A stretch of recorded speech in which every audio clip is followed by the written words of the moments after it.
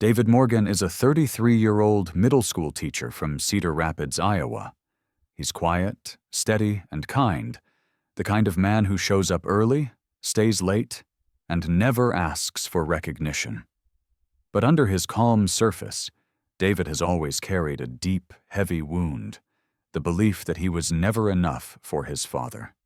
Growing up, my dad believed in tough love, emphasis on the tough. He was a military guy, straight-backed and steel-eyed. Emotions weren't part of his vocabulary. He called crying weak, dreams nonsense, and mistakes a failure to prepare.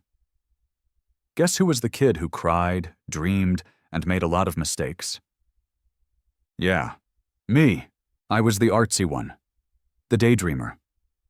While other kids were playing football, I was sketching cartoon characters in the back of my math notebook. My teachers saw something in me. They said I was gifted. My dad called it a distraction, said it wouldn't pay the bills. He never hit me, he didn't need to. His words hit hard enough.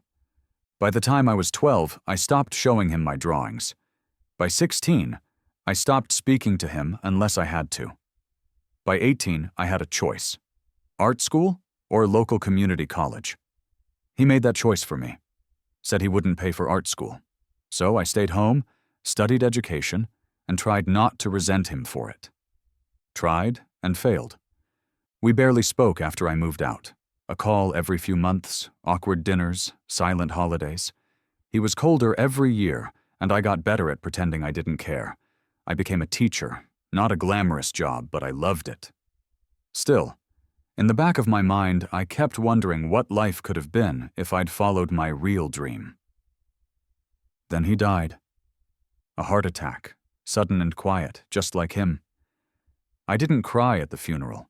I didn't know how to feel. Mostly numb, mostly confused, and a little guilty for never measuring up, for staying angry, for not trying harder to reach him.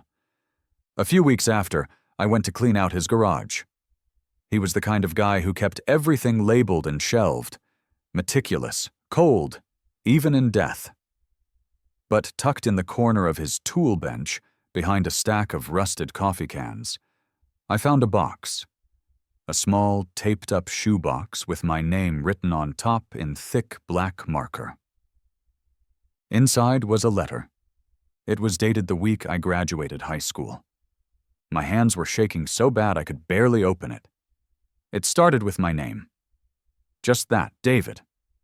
And then, a truth I never expected.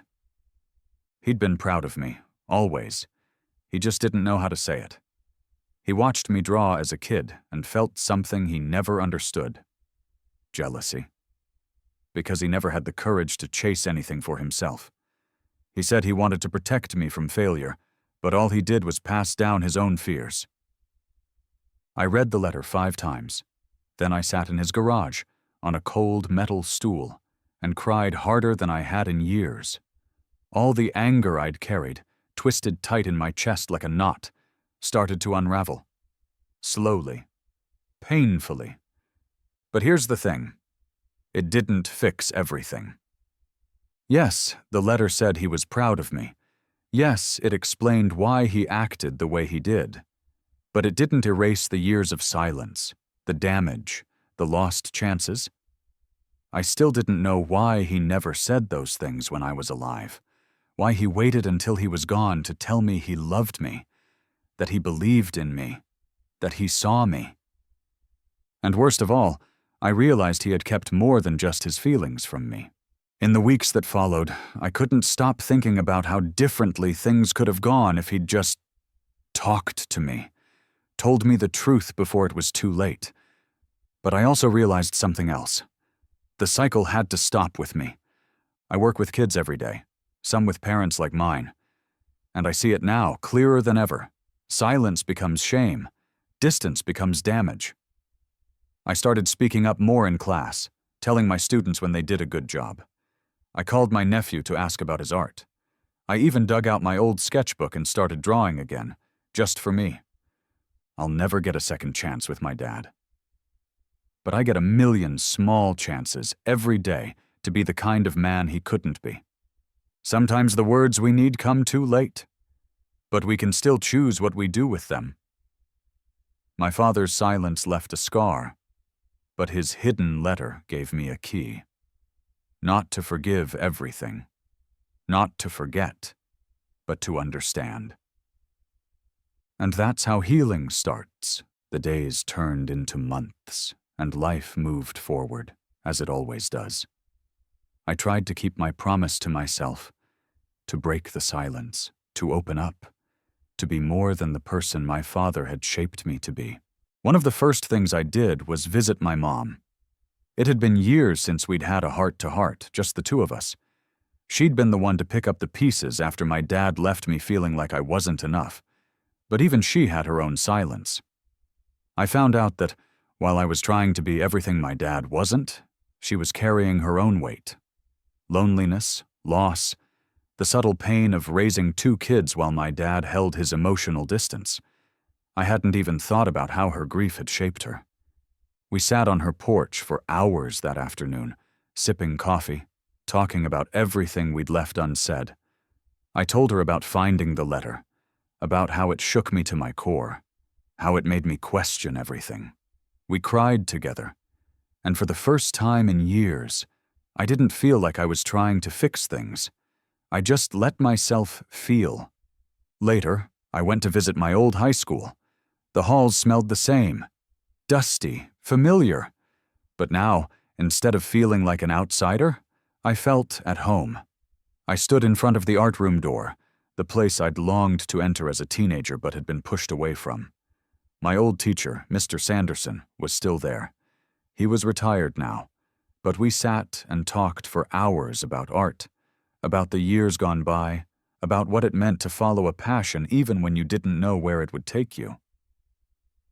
You can never predict where life will go, he told me, but you have to be brave enough to go wherever it leads you. And I understood it. For the first time, I realized that it wasn't about fixing the past or getting my dad's approval. It was about letting go of the belief that my worth came from someone else's eyes. My worth, my future, was mine to create. The letter from my father gave me an insight into his regrets, his fears. But I realized that part of what I was angry about wasn't just his silence. It was my own fear of facing the truth about my own life. I had been so focused on trying to fix the broken pieces of the past that I'd neglected to build a new, stronger foundation for my future. I stopped holding on to that old, fragile idea that I wasn't enough. I started drawing again. Not for anyone else, but for me. Slowly, I put the pieces of my dream back together, and with each stroke of the pencil, I realized that my life was my own to create. I made my peace with the silence my father left me, and in the end, I found that the loudest voice in my life needed to be my own. Sometimes the hardest part of growing up isn't letting go of the past. It's learning to speak your own truth, even when no one else can. I never got to hear my father say he was proud of me in person. But I found something more valuable in that letter. The freedom to become the man I was always meant to be. And that's the one thing I'll never regret.